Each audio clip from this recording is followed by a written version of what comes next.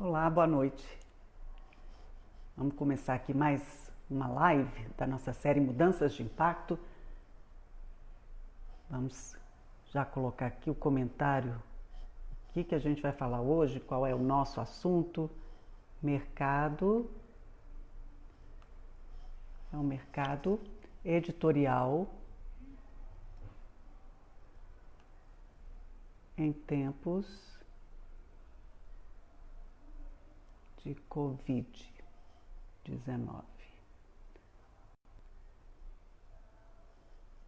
Pronto, deixa eu colocar aqui que eu já apresento o nosso convidado e já chamo ele aqui para esse bate-papo.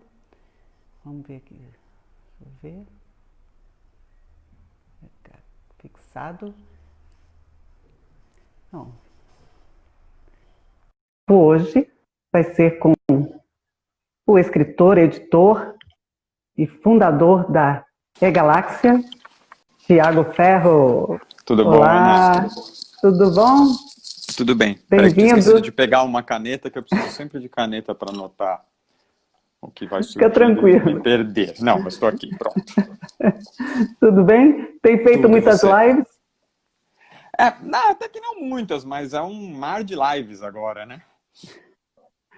Tem um mar de lives, um mar de assuntos, um mar de reflexões, mas o que eu tenho dito que eu acho que é muito legal, se você olhar por essa perspectiva, que a gente está encontrando um tempo para, né, discutir e falar sobre assuntos de uma forma que de uma outra perspectiva, né, num momento muito inusitado e que envolve, né, muitos dramas, envolve muitos questionamentos, incertezas, e aí isso fica como registro dessa ruptura que a gente está vivendo, essa mudança muito grande, né?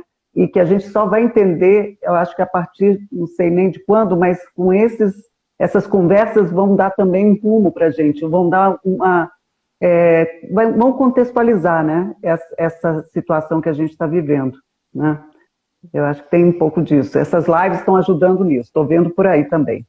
Uhum. Bom, nosso papo hoje, né, é claro, é falar sobre um dos mercados que foi um dos mais atingidos também, né, o mercado editorial brasileiro, que já vinha em uma queda, sofrendo aí perdas, né, perda de público, enfim, livrarias fechando, né, e agora com a Covid-19 isso só acelerou. E você, Thiago, você criou a E-Galáxia, que é uma editora digital. Quer dizer, você já estava numa outra história, né, num outro caminho, que agora acelerou, e você vai explicar um pouco isso, né, para o melhor. Então, é muito louco, né, que a gente pode viver numa mesma realidade, agora situações muito antagônicas, e vocês estão vivendo isso, né, você e a Mica, que fundaram a E-Galáxia, né? Fala um pouquinho como é que contextualiza um pouco também, né, esse momento do mercado editorial para a gente começar a nossa conversa. Bom, olá a todos, obrigado ao Cive, com a Ana pelo convite. Prazer aqui conversar com vocês. E, bom, eu acho que qualquer um que falar que tem certeza do que está acontecendo e do que a gente está vivendo hoje, tem grandes chances de amanhã se mostrar equivocado ou errado, né? Acho que a gente está num grande momento de transição em vários aspectos, em diversas áreas da atividade humana, e estamos tentando entender e tatear esse novo mundo aí, esse que estão falando já, uma expressão, o novo normal, né? Como é que vai ser O quando as novo anormal, coisas... né? Falaram. quando as coisas... Nós temos aqui uma situação totalmente anormal, mas, assim, melhorando um pouco também, parece que vão ser preciso muitos ajustes, e não é que da noite para o dia vamos voltar o relógio ao que era em 2019 e tudo se reordena, né? E, bom, então a gente, acho que estamos aqui mais por uma conversa para tentar entender um pouco esse momento e, se possível, apontar alguns eixos que esse presente pode nos direcionar para o futuro, né? Então, Exatamente. não só no mercado editorial, né? Mas acho que todo mundo tem uma coisa clara, o papel da tecnologia como fundamental já vinha sendo, né? Claro, a gente vive já nessa era digital de desmaterialização e de reordenamento do próprio funcionamento dos modos de produção da sociedade, mas hoje com esse isolamento e com essa quarentena que todos tiveram que aderir, pela saúde de todos também, as tecnologias se mostraram como fundamentais em várias áreas, né? Essas próprias ferramentas aqui de debate, de reuniões e de conversas, era algo que já existia, que estava sendo usado, mas que ganhou uma outra importância. Então, eu acredito que existem áreas que surgiram ou que foram que ganharam relevância por causa da quarentena, áreas do digital, então essa ferramenta que a gente está usando é uma delas, e que tem tudo para, conforme a quarentena for enfraquecendo, conforme a gente possa voltar a conviver, a sair às ruas, essas ferramentas me parecem que continuam sendo úteis, né? Então não é que a partir de um determinado momento tudo isso a gente desliga e volta a fazer como era antes, né? Mostraram o seu valor. Acho que outras ferramentas como o Uber, por exemplo, todo mundo usava, de repente todo mundo foi obrigado a ficar em casa, pararam de usar, quando voltarem a circular vão voltar a usar, né? Me parece que essas são mais previsíveis. E no mercado editorial, específico, a área em que eu atuo, houve uma grande diferença aí na parte do e-book, que é o livro digital. Então, como você adiantou, o mercado tradicional vinha numa crise muito forte, né, com a livraria Saraiva e Cultura, que são as duas principais redes de livros de varejo físico, né, de lojas físicas no Brasil em recuperação judicial, que, só para explicar rapidamente o modelo do mercado editorial, a editora faz um cálculo de quanto ela imagina que determinado livro vai vender, ela imprime 500, 1.000, 10.000 livros, conforme a experiência e o feeling dela de mercado, envia esses livros para as livrarias em consignação, então ela não recebe nada pelos livros, e conforme os livros vão sendo vendidos, ela recebe a parte dela para tentar recuperar o que foi investido e futuramente ter algum tipo de lucro. O que aconteceu com a Saraiva Cultura? Receberam esses livros em consignação, em determinado momento pediram a recuperação judicial e falaram, olha, não temos como pagar os livros que seus livros que a gente vendeu, né? Então ficaram com uma dívida enorme com as editoras e ao mesmo tempo falaram, olha, só que para que a gente possa cumprir o acordo da recuperação judicial e pagar alguma coisa, nós precisamos que vocês continuem enviando livros. Então as editoras continuaram mandando os livros em consignação sem receber esses valores. Então esse era um pouco o quadro do mercado editorial bastante dramático para as editoras, para os autores e para todos os envolvidos na cadeia do livro. Bom, vem a quarentena, a pandemia do novo coronavírus e... Espera aí que a cachorra Rita Lee está fazendo uma participação. A Rita Lee, maravilhosa. Pronto, lógico que ela não ia ficar passada, não pode ficar calada, né? Pronto, claro, por favor. Então, bom, agora todas as livrarias estão fechadas, inclusive Cultura e Saraiva, com grandes chances de, enfim, não honrar com esses... Eu estou especulando, claro, mas dificilmente honrar com essas dívidas. Tem editora para as quais elas devem 10 milhões, 15 milhões, são números realmente elevadíssimos. Então a gente tem aí uma situação de um modelo antigo que parece que cada vez mais vai se mostrando inviável. E o e-book, que era pouco valorizado pelas grandes editoras, surge como uma espécie de medida emergencial para esses tempos de pandemia. Então, só para te dar Muito louco, número... né? Porque o e-book, só falando que eu me lembro bem, falava que o e-book não pegou, né? O e-book definitivamente não pegou aqui no Brasil, né? E agora... Sim, vinha num crescente, mas muito mais lento do que a gente imaginava, porque, bom, na música, o Spotify virou um sucesso, ninguém mais compra CD, ninguém mais compra DVD e aluga o Netflix, ninguém mais compra o jornal impresso e assina aí os boletins, etc., de notícia. Por que que com o livro não acontecia o mesmo, né? Aí tem uma grande discussão, o livro de papel, aqui atrás de mim está a prova, de que é um bom produto, é um bom objeto, é confortável de ler, e existia essa resistência do mercado que sobrevivia independente do digital, né? Estava tudo muito bem, então para que mexer? Só que da noite para o dia esse modelo, de alguma forma, cessa, né? Não que ele vá deixar de existir, mas ele foi interrompido. E as editoras começaram um grande movimento pelo e-book. E-book também é livro, baixem e-book, forneceram conteúdos gratuitos para as pessoas se familiarizarem com aquele tipo de leitura. Então, toda a cadeia e a indústria do livro se movimentou para o digital. Então, um dado da Bookwire, que é a principal distribuidora de e-books do Brasil, as editoras dão os livros para ela e ela coloca na Amazon, Apple, Google Play, em todas as lojas. Eles falaram que no ano de 2019 foram baixados no Brasil 12 milhões de e-books. E que eles tiveram um crescimento de 55% do lucro em 2019. Então, é um mercado que vinha numa curva ascendente. Só que em 40 dias de quarentena, então mais ou menos do dia 15 de março ao final de abril, eles foram baixados 9,5 milhões de e-books. Então, 12 milhões em um ano e 9,5 em 40 Que dias. loucura. Agora, Nossa, uma revolução, né, Thiago? uma revolução. Então, acho que não só isso, como no caso eu comparo um pouco com essas ferramentas de Zoom, etc., eu acho que acredito que seja uma mudança de hábito também. Né? Não é porque amanhã as pessoas vão poder sair às ruas, vão dizer, não, mas eu nunca mais vou ler um livro digital. É a mesma coisa que dizer que uma pessoa que só ia ao cinema e começou a assistir Netflix, quando os cinemas forem reabertos, falou assim, não, nunca mais vou assistir um filme do Netflix, porque agora eu só vou ao cinema. Faltava as pessoas descobrirem, experimentarem e romperem um preconceito que não precisava ser rompido, porque o livro de papel é bom, funciona, eu vou na livraria que eu conheço, na esquina da minha casa, compro o livro, para que eu vou experimentar o digital? Não havia muito motivo para isso, pelo menos na cabeça da maioria dos leitores. Estão experimentando e estão baixando cada vez mais, me parece que a gente vai ter agora uma tendência de crescimento que não para mais, até mesmo pelas próprias condições de crise do mercado tradicional. Então, nesse momento, a Galáxia, que já vinha fazendo um trabalho aí também crescente, né, de produção, com vários selos, queria que você falasse um pouco desse trabalho. A Galáxia, gente, que está no cívico, a ideia, o propósito, quando a gente fala de impacto, né, impacto cívico, socioambiental, da E-Galáxia é exatamente democratizar esse acesso, né, à produção de um conteúdo que antes era restrito a um grupo de pessoas, né?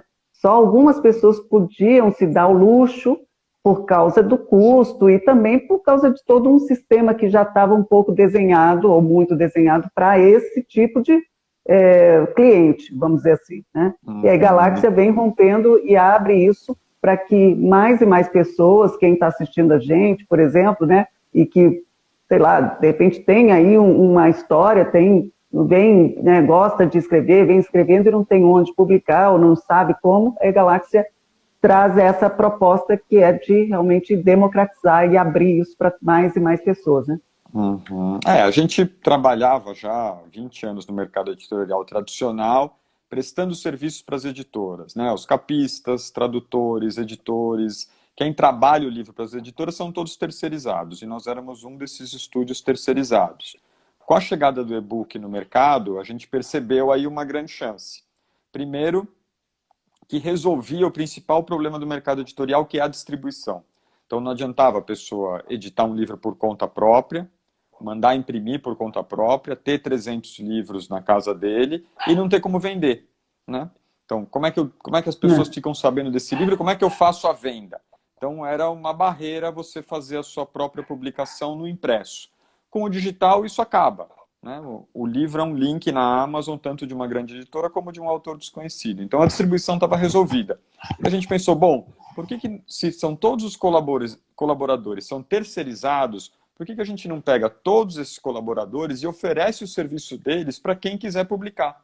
Então, eu escrevi um livro, eu quero publicar, eu acredito nesse projeto. Bom, então eu vou publicá-lo com qualidade, vou contratar o mesmo capista que trabalha para a Globo, o mesmo revisor que trabalha para a Companhia das Letras, e uma vez editado o meu livro digital, ele vai estar distribuído nas principais lojas. Então a gente mudou a lógica das editoras tradicionais, que era receber 100 livros e falar, este é o eleito porque esse é bom e este nós vamos publicar. A gente mudou o discurso, a gente falou assim, olha, você acredita que seu livro é bom? Então publica. É um investimento baixo, vai sair com qualidade, vai estar bem distribuído, você tem grandes chances de reaver o valor investido. Então, nossa missão é de democratizar, foi nesse sentido, mas até a gente ir para o cívico, a gente não tinha percebido um detalhe. Essa democratização era para uma faixa social e econômica específica, que tem R$ 3.000, R$ 4.000, R$ 2.500 para investir num livro. Né? Então, a nossa ida para o Cívico foi no sentido de estabelecer parcerias e criar projetos e selos que pudessem permitir que também quem não tem esse dinheiro, que é quem não tem voz na sociedade, pudesse também contar a sua história e se expressar por meio de um livro bem editado e bem distribuído. Né? Acho que estamos um pouco nesse ponto das nossas conversas hoje com o Cívico, no sentido de que democratizar alguma área é também pensar nas condições de um país extremamente desigual e injusto, né? E não só democratizar para as pessoas que têm as mesmas oportunidades e chances que nós mesmos. Isso é perfeito, essa sua colocação, trazer isso, porque até nesse momento que a gente está vivendo de confinamento e no qual muitas vozes estão mais presentes por conta das mídias sociais, porque eu, por exemplo, eu acho que todos nós, né, de live em live, e clicando aqui, clicando ali, a gente vai chegando em pessoas que a gente não, normalmente não chegaria por conta dos veículos tradicionais que ainda estão aí, que ainda têm peso. E nesse momento que a gente está vendo aí todo um movimento, né, de protestos que eclodiram com a morte de George Floyd nos Estados Unidos, né, com o assassinato dele, e com tudo que a gente tem aqui no Brasil, que às vezes precisa acontecer algo assim fora, né, para que aqui também a gente acorde. E tem muitas vozes, muita gente com muita... eu falo especificamente dessa situação, desse momento, porque está muito forte isso. Muitas pessoas com muitos saberes, muitos conhecimentos, muitas experiências, e trazendo isso de um lugar que antes não existia, né? Não existia esse palco, esse canal.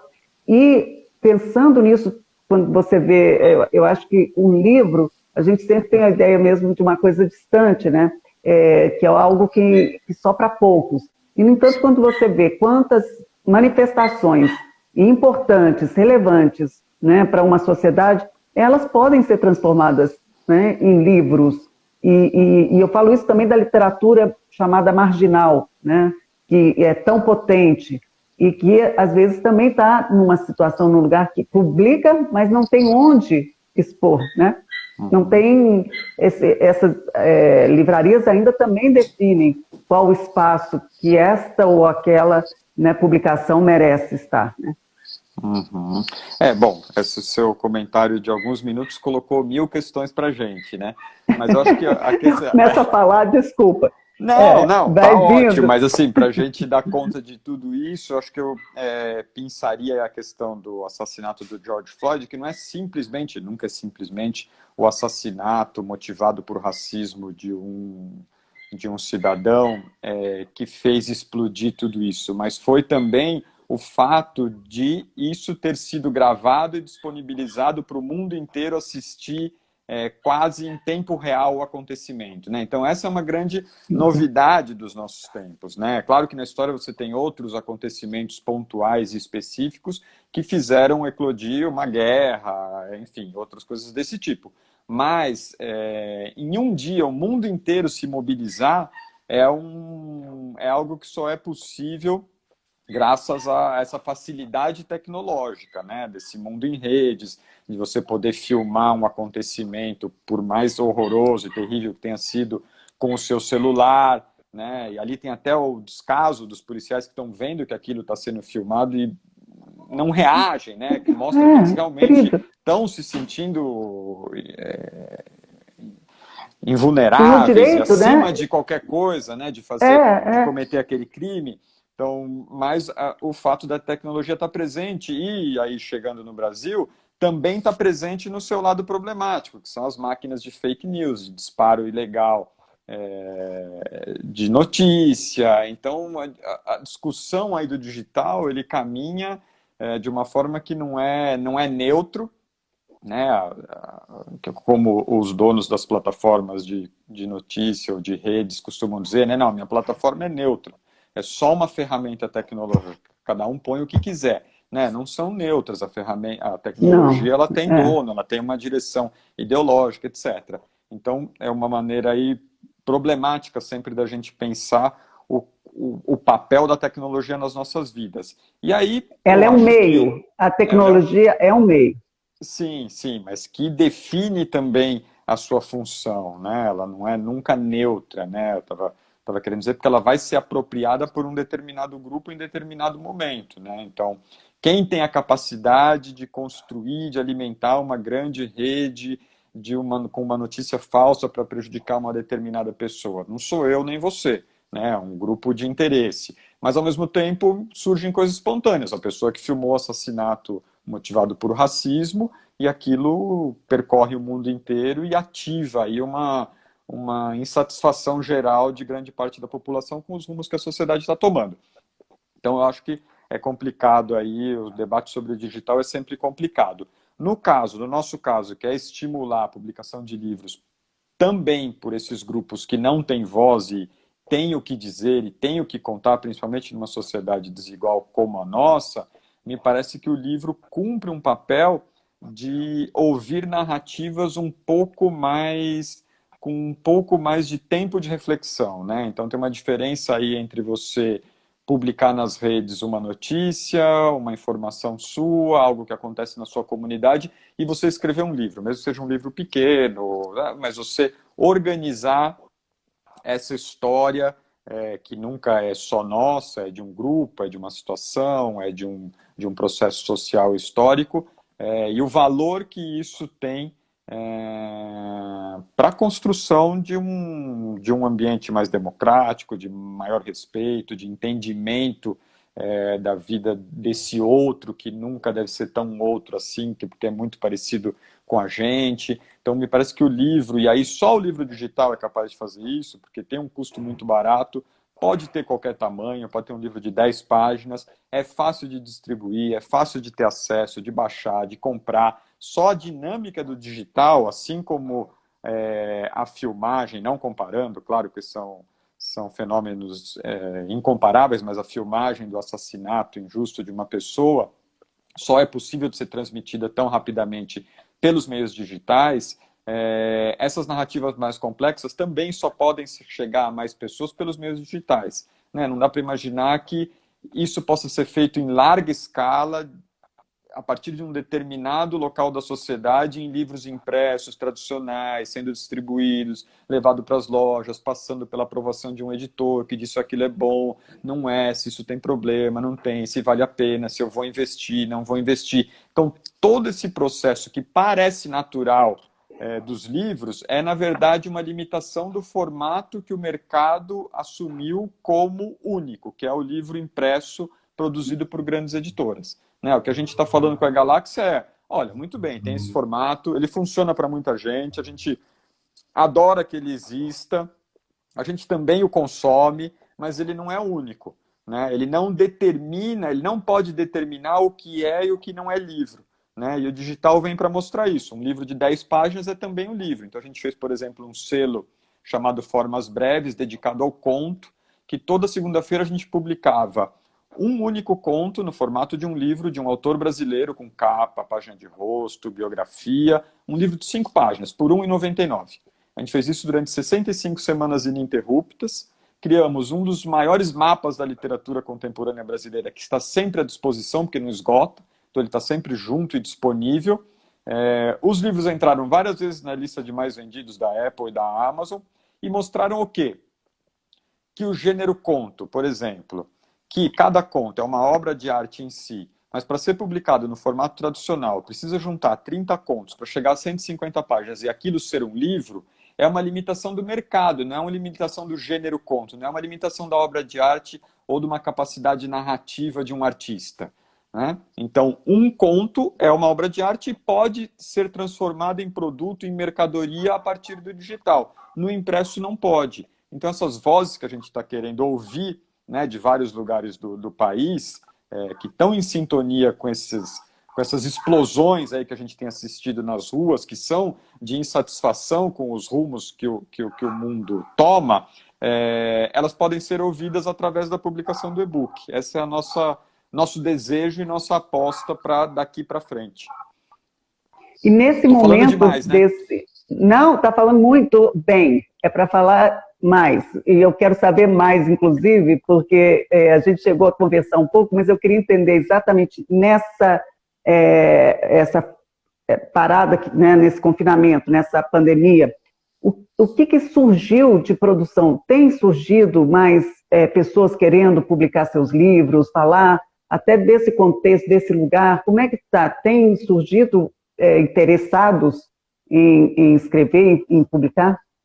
Sim, assim, acho que no primeiro mês de fechamento, acho que as pessoas entraram um pouco num modo não posso gastar nada, não vou fazer nada, muitas incertezas, enfim, da nossa parte teve ali um momento de, bom, as pessoas estão preocupadas com tantas coisas vitais, né, da própria sobrevivência, de como lidar com a família, com os mais velhos da família, com os filhos, se eu fico aqui ou se eu vou para outro lugar, enfim, que eu acho que ninguém pensou em publicar um livro naquele momento. Com o tempo, Sim. as pessoas vão se acostumando, né? Uma situação mesmo anormal como essa, há uma tendência de você ir reajustando a sua rotina, os seus interesses, o seu lazer, o seu modo de trabalho para essa nova situação, né? Não dá para ficar esperando voltar ao que era antes. Ah, não, vou esperar que daqui a um mês passe, não. Como a gente, no Brasil, não tem uma curva, né, de contaminação, tem uma reta de contaminação, ninguém consegue parar e falar, vamos esperar porque o mês que vem vai estar tudo certo. E aí, aos poucos, foram voltando os interessados em publicar e a gente entendeu que também era o momento de acelerar um antigo projeto nosso, que era o de transformar a experiência da E-Galáxia, do autor, né, Galáxia, ser 100% digital. Né? O que isso significa? Nós estamos numa fase de programação de um sistema em que o autor vai entrar na E-Galáxia e a partir do momento que ele fizer o login, ele vai escolher colaboradores, pagar com cartão por dentro da E-Galáxia, acompanhar a produção do livro, aprovar a produção do livro, autorizar que seja enviado para a loja, receber a prestação de contas e de vendas, receber os valores, tudo vai ser feito num sistema online. Hoje é parte Porque hoje online, ele faz... parte... Ah, tá. Hoje às vezes ele entra, mas aí ele troca um e-mail comigo, ele pergunta, eu indico. Quer dizer, não que eu vá desaparecer do processo, eu vou estar ali presente, administrando e aconselhando as pessoas dentro do sistema. Mas vai ficar muito mais fácil e prático e vai abrir muito mais, que é um desejo nosso desde o começo, para que mais colaboradores, tradutores, revisores, e não só os que estão estabelecidos no mercado e que hoje estão com dificuldade para pegar trabalho, porque o mercado editorial deu uma parada, mas também estudantes de letras que fazem revisão, de design gráfico, que podem fazer uma capa, que eles possam estar no sistema da Galáxia oferecendo o serviço deles. Então, eu quero contratar uma capa com um grande capista e quero pagar R$ 2.000 na capa. Ok.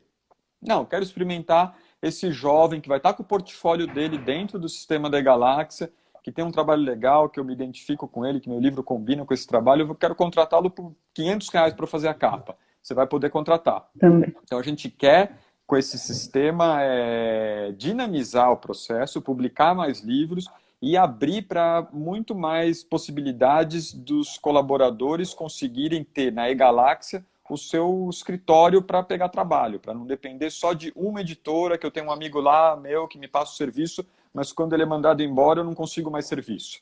Né? Então essa é a realidade de muitos terceirizados. O que a gente quer? Que ele tenha lá a banquinha dele dentro da Galáxia, com o portfólio dele, fazendo o preço que ele acha justo, pegando o trabalho quando ele pode, quando ele está sem, quando ele quer mais, enfim, criar essa galáxia realmente como uma galáxia onde autores e colaboradores se encontram para produzir livros com qualidade, diversidade, etc., e serem distribuídos da melhor forma possível, chegando aí em todas as plataformas do mundo. O que você está vendo, enxergando como tendência é um pouco do que você falou como a Netflix e o cinema. É que o digital vai estar muito mais presente, mas não vai deixar de existir, claro, né, o livro impresso e os espaços onde você pode ter essa experiência de leitura, de compra. Você está vendo exatamente esse modelo. Eu acho que diferente da impessoalidade das mega stores, que acabaram se mostrando algo que quando você pode comprar, aí falando do livro impresso, você pode comprar o mesmo livro impresso pela Amazon com 40% de desconto, e você chega lá numa livraria completamente impessoal, uma mega store de shopping, que você paga estacionamento, você tem que se deslocar, você pega trânsito, etc., para comprar aquele mesmo produto, isso começou a ficar sem sentido, né? Esse mercado que tem tudo, essa loja que tem tudo, é a Amazon, a Apple, são essas as lojas que tem tudo. Nenhuma mega store física vai ter tudo como esses sites. Agora, a experiência de você, às 3 da tarde do domingo, ir a pé, caminhando na Vila Madalena, até a livraria da Vila, tomar um café, encontrar os amigos, conversar com a vendedora que você conhece, descobrir um livro na loja, eu acho que essa experiência é muito rica e tem tudo para se manter. Nada indica do porquê ela acabaria. Só que essa experiência dessa pequena loja, dessa loja de tamanho médio, que tem um vendedor que é quase um curador, que te indica, que te conhece, que sabe o que você gostaria, essa experiência não dá conta de escoar, para usar um termo bem de mercado, todos os livros que as editoras produzem todos os meses, todos os anos, né? Elas dependiam das mega stores para fazer circular essa mercadoria. Então, eu imagino que a gente vai caminhar para um modelo muito dessa loja menor, pessoal, que é um prazer você ir até ela, mas que o digital vai ser o complemento cada vez maior desse mercado, desse grande mercado que começa a arrefecer, que é o do livro impresso sendo vendido em grandes quantidades nas mega stores, né? Então, eu acho que vai ser uma combinação disso e não mais uma combinação de um pouquinho de digital e muito de impresso em mega stores. Acho que vai ser aí, acho que a gente vai caminhar, espero, para um meio a meio, que é saudável para todo mundo. O digital pela possibilidade de democratizar os assuntos, os gêneros, os autores e as vozes, e o impresso, não podemos esquecer que a tradução de um clássico de 500 páginas depende de uma editora investir 30, 40 mil reais nessa tradução para um tradutor ficar um ano trabalhando exclusivamente nisso, né? Então, na publicação independente, quem faria isso, né? Quem colocaria esse valor? Quem bancaria esse tipo de projeto? Então, a gente precisa, não pode esquecer que a editora tradicional cumpre um papel muito importante também aí, né? Então, eu acho que há aí um jogo, uma combinação, um equilíbrio bom para todos, que pode ser o caminho a ser entrevisto e visto daqui para frente. Vamos fazer aqui só a mudança de canal, mas no mesmo, na verdade, tema, só que saindo do editor e empreendedor para o escritor, né? Eu queria falar do Tiago Ferro, vencedor do prêmio Jabuti de romance 2019, com um livro belíssimo, O Pai da Menina Morta. Uma experiência que você me contou, única pelo fato que você não realmente escrevia dessa forma, você já escreve ensaios, vem, né, a vida toda escrevendo, mas nunca tinha realmente escrito um livro e veio de uma forma inesperada. Fala um pouquinho dessa experiência, e isso tem tantos meses que foi o prêmio, já tem, foi em 2019? Foi o fim do ano passado. Fim do ano passado, né? Você já está acostumado com essa ideia? A fama não subiu a cabeça. Ainda não? Não, ainda não, ainda não. Continua igual. Bom, para quem não sabe, a Ana já adiantou, o livro chama O Pai da Menina Morta, que é uma ficção, mas que nasce de um episódio verdadeiro, a morte da Manu, nossa filha de 8 anos, em 2016. E logo depois que aconteceu o fato, eu publiquei 3 ou 4 meses depois um ensaio na revista Piauí, que era uma espécie de reportagem do que havia acontecido, contando como tinham sido os primeiros dias depois da morte dela, né? Eu tentava ali, da forma mais objetiva possível, contar esse dia a dia alterado, dilacerado, destruído, enfim, tentando não entrar em nenhum tipo de subjetivismo, de estou me sentindo assim ou assado, mas contar da forma mais crua possível como tinham sido esses dias. E aquilo cumpriu um papel para me organizar ali naquele momento. Um ano depois eu recebi um convite de uma agente literária, então fui um desses escolhidos, um e não sei quantos que conseguem ser publicados no modelo tradicional por uma grande editora, com investimento, etc, etc. E não tem por que recusar quando isso acontece. Claro. Mas fui convidado a escrever um livro e de cara eu pensei que o assunto seria ainda esse. E imaginei partir daquele primeiro texto da revista Piauí e prolongá-lo. Então, em vez de contar sobre a primeira semana, os primeiros 15 dias como haviam sido, contar do ano inteiro. Né? E aí me ocorreu fazer isso na forma de um diário, que é uma maneira de organizar essa narrativa objetiva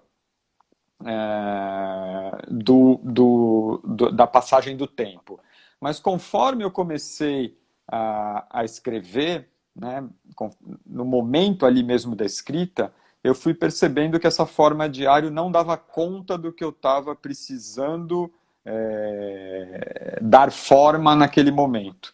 E aí foi na própria escrita que eu comecei a destruir aquele diário tradicional, né, e deixar vir memórias, comentários culturais, política, desejos, projeções do futuro. E aí que eu vi que a forma diário não comportava mais esse tempo heterogêneo, esse tempo bagunçado, que é o tempo do sonho, que é o tempo da dor, que é o tempo do delírio, que é o tempo do sexo, que é o tempo do prazer, enfim. Não tinha como fazer da maneira que eu estava querendo, fazer essa narrativa organizada dessa forma. Então eu fui aí descobrindo uma maneira de lidar com esse personagem, que em alguma medida sou eu, mas em grande medida não sou eu, que está rotulado pela sociedade como o pai da menina morta. Né? Então o livro trata muito disso, de virar, de alguma forma, de rebater esse rótulo que a sociedade implica em você, jogando tudo que ela não espera. Né? Então as pessoas dizem, nossa, mas um livro sobre esse assunto tem sexo, tem palavrão, tem drogas, que é uma forma de mostrar, olha, não venha colar rótulos e máscaras em cima da gente, porque a vida é muito mais complexa do que isso. Né? Apesar que eu acho que o livro também lida de forma delicada com o que tem que ser lidado. Mas, enfim, eu fui descobrindo esse tema, esse assunto, esse livro, essa forma de narrar, conforme eu narrava. Né? E ali ficam os restos do diário. Né? Para quem leu, tem ali ainda o sábado, a sexta-feira, o domingo, organizando as entradas, mas quase como uma ruína desse tempo que estava bem planejado, organizado, de como seria o futuro, né? De como é a nossa vida, de quais devem ser as nossas preocupações, que não deixa de ser um pouco o que a gente está vivendo hoje de Eu ia forma falar isso. coletiva.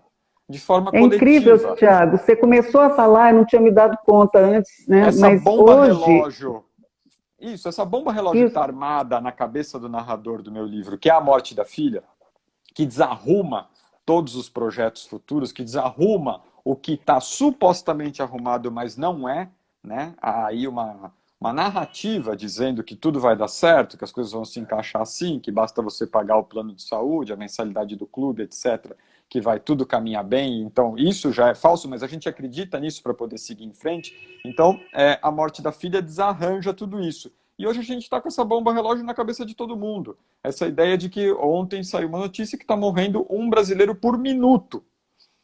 Né? Morre um brasileiro por é, minuto. Isso não levando em conta as subnotificações. Né? sim, Então, exatamente.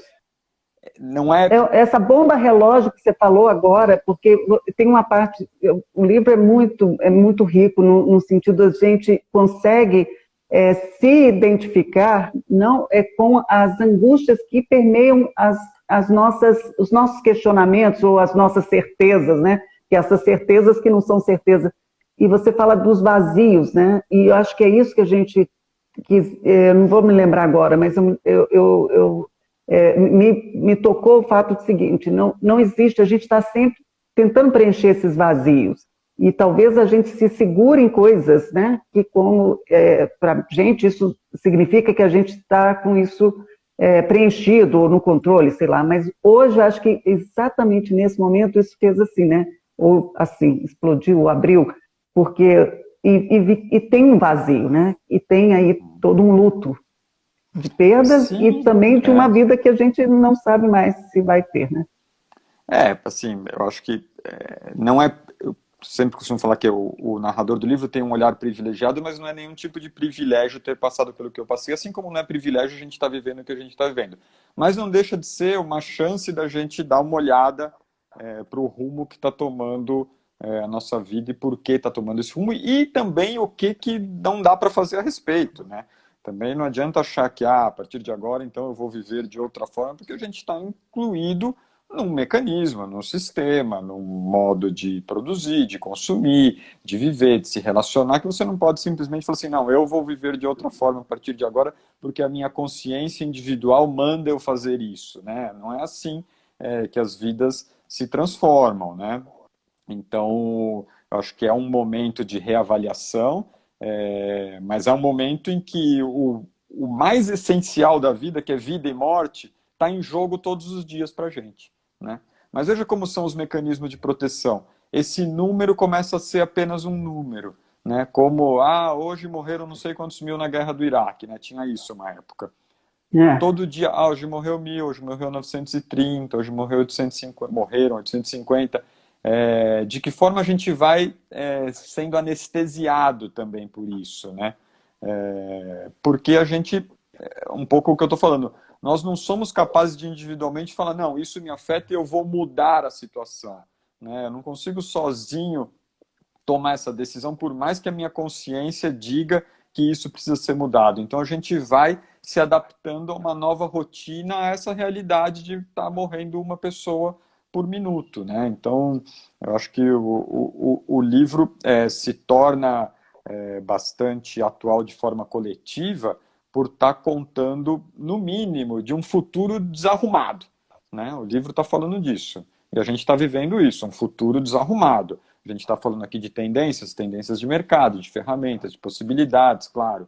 Isso existe e não tem como, não tem por que ignorar. Mas, no fundo, ninguém sabe muito bem o que vem pela frente, né? Então, em termos individuais, subjetivos, sentimentos, de emoções, a gente está um pouco à deriva, vamos dizer assim.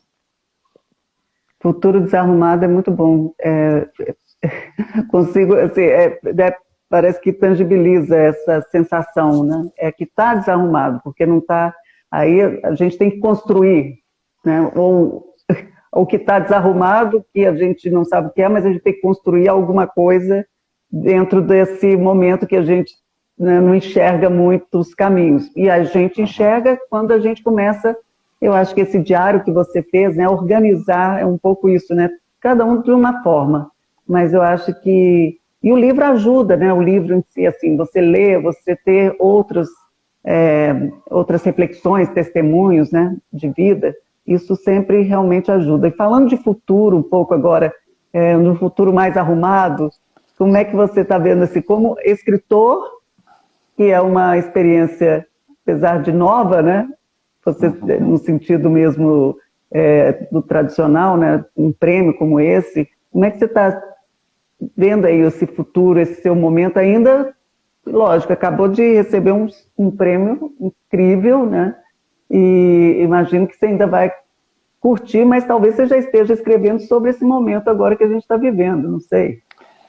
Bom, curti sem dúvida, acho que o prêmio, além da alegria, né, desse reconhecimento, ele coloca o livro em debate com outros livros, né, que são os outros vencedores ao longo do tempo, ou os indicados daquele ano, então insere o livro num determinado grupo, né, no qual ele começa a ser debatido em termos comparativos, então isso ainda está rendendo, surgiram os convites para publicar fora, vai sair agora na editora Planeta da Colômbia, que até ia ter um lançamento presencial, mas tudo agora ficou digital, mas enfim, está tudo certo.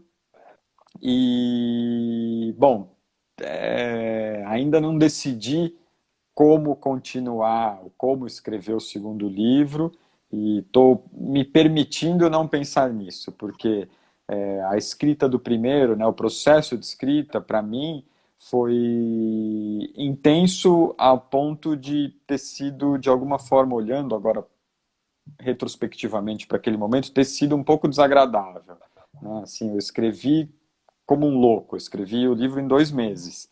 E escrevia o Uau! tempo todo. Assim, na rua, eu escrevia em aplicativo de escrita quando vinha alguma coisa. Então, acordava de madrugada, acordava de manhã e escrevia. Foi realmente viver aquele processo de escrita muito intenso e também muito difícil de largar depois, de mudar essa intensidade de vida quando você termina a escrita. Então eu estou assim, flertando um pouco com a ideia do segundo, mas ainda sem muito Que é pique de muita falar, não, energia. agora eu vou começar, e que eu sei que quando for para começar é para valer e é um processo complexo. Então eu estou esperando assim, quando eu achar que é o momento certo e que eu estou seguro do que eu vou tratar, aí vai. E a E-Galáxia não vai ter o Thiago Ferro? Você já publicou na E-Galáxia ou não tem Então, isso aí é um pouco, essa como eu relação? disse, né? Uma vez que você... Não, até tem. É que esse livro eu tive a sorte de ser escolhido para publicar por uma editora boa e média, mas que tem um potencial para ser grande, que cuidam da distribuição, da divulgação, tem assessoria de imprensa, então o aparato bom para que o livro tenha chance de ser lido, de receber resenhas, e acabou cumprindo a expectativa. A gente tem uma revista chamada Peixe Elétrico, que é uma revista de ensaios no formato e-book, e ali eu já publiquei ensaios meus e tal. Então, na verdade, nunca pensei, mas poderia ser pela Galáxia também. Na verdade, eu não tenho nenhum tipo de vaidade ou de fetiche de estar publicando por uma grande editora e aquele objeto impresso, etc. Aonde eu achar que é o momento certo, se não rolar pela mesma editora e tiver que publicar de forma independente, também eu acho que teria o seu mérito, a sua graça, e responderia aí talvez por um livro diferente. Eu não sei como eu me comportaria sendo eu mesmo o editor do livro. Enfim, aí são questões para pensar na hora, mas eu acho que mesmo o problema de publicar pela Galáxia seria eu editar o meu próprio livro. Aí isso eu já acho complicado, porque eu acredito que alguém de fora tem que ler e fazer esse trabalho de edição que não é o autor que faz, né? Mas, enfim, isso aí a ver. Essa parte realmente não faz muito sentido. Me diz uma coisa, que livro você está lendo? Você está lendo algum livro agora na pandemia? Ou leu? Sempre que me fazem essa pergunta, eu congelo. Eu nunca consigo lembrar, ou seja, você pode me indicar um livro? Eu nunca sei, eu nunca consigo me lembrar do livro que eu estou lendo, mas eu estou, na verdade, sempre lendo. Na verdade, um bom editor já cortaria um desses, na verdade. Eu estou no meio de um doutorado no Departamento de História da USP sobre um crítico literário chamado Roberto Schwartz. Então, eu estou estudando muito da crítica, do pensamento brasileiro, das ciências sociais, porque ele foi sociólogo antes de ser crítico. Então, estou muito mais envolvido com as leituras desse mundo da não ficção e, eventualmente, estou lendo os livros que ele leu para escrever sobre, né? Então, surgem aí leituras um pouco prováveis de serem lidas hoje em dia. Então, estou lendo O Pai Goriot, que é um dos capítulos da Comédia Humana do Balzac, mas tudo pensando no universo desse crítico, né? E não lendo como, estou com vontade de ler esse livro, esse lançamento. Isso faz bastante tempo que eu não faço, para falar a verdade, porque ou eu estou lendo livro que eu estou editando durante o dia, então que é trabalho, ou eu estou lendo os livros relacionados a esse projeto de doutorado, que também fica um pouco condicionado ao tema e ao universo desse famoso crítico. Famoso para 5 pessoas. Esse confinamento, né? Eu estou pensando aqui onde é que eu vou arrumar tempo depois, porque é incrível como parece que você não tem tempo. Você está o tempo inteiro fazendo muitas coisas, né? Muitas informações de trabalho, home office. Mas aí eu quero ler, aí eu começo, tem 2 livros, aí também quero assistir lives, quero ver alguma coisa no Netflix. Onde é que a gente encontra tempo, né, para fazer tudo isso? Teria que realmente, sei lá, tirar um ano. Às vezes eu penso isso, tirar, sei lá, um mês para ficar lendo. Mas... A primeira ilusão da quarentena foi que ia sobrar tempo para todo mundo, né? Que ninguém ia ter o que fazer em casa. E ao contrário, né? Acabou o dia, acabou a semana, é tudo assim, né? Impressionante. Exato. Então, o tempo para ler... E a sua quarentena animou porque você ainda tem uma nova integrante, né, aí no grupo da quarentena, que é a Rita Lee, né? Ela chegou Uma durante cachorrinha, ela chegou uma semana antes do fechamento Ah, de tudo, então chegou com 2 meses. Então, assim, foi bom porque distraiu e também você tem claro. algo para estar sempre ligado ao presente, né? Você fica projetando menos, porque você tem que cuidar de alguma coisa que te chama ali para dar comida, para, enfim, toda a logística e atenção Te ancora. que um cachorro precisa. Te Hum. ancora no presente, é quase uma É, meditação ter um cachorro nesse momento. Então, às vezes também cansa, porque te aciona no meio da live, mas está sendo divertido.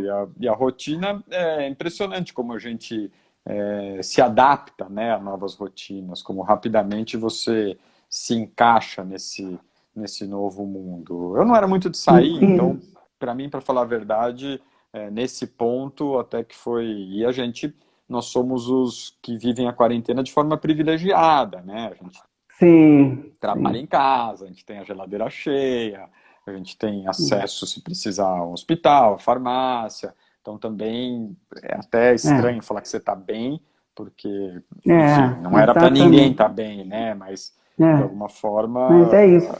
isso também faz aí um pouco o raio-x do nosso país, né? De quem pode estar bem e quem não pode, né? Tem os que não querem também, mas Exatamente. esses aí são outra conversa.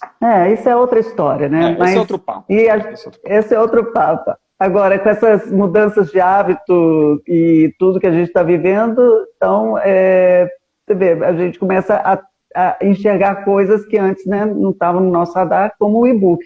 Então, muito bom saber, a gente fica feliz, né, com esse momento para o E-Galáxia, e eu acho que a gente, a E-Galáxia, vai, como já estava indo crescendo, vai poder, né, ampliar isso, como você falou, trazendo selos e publicações de pessoas que realmente não teriam onde publicar, né, onde colocar sua voz, a sua narrativa. É importante ter novas narrativas, né?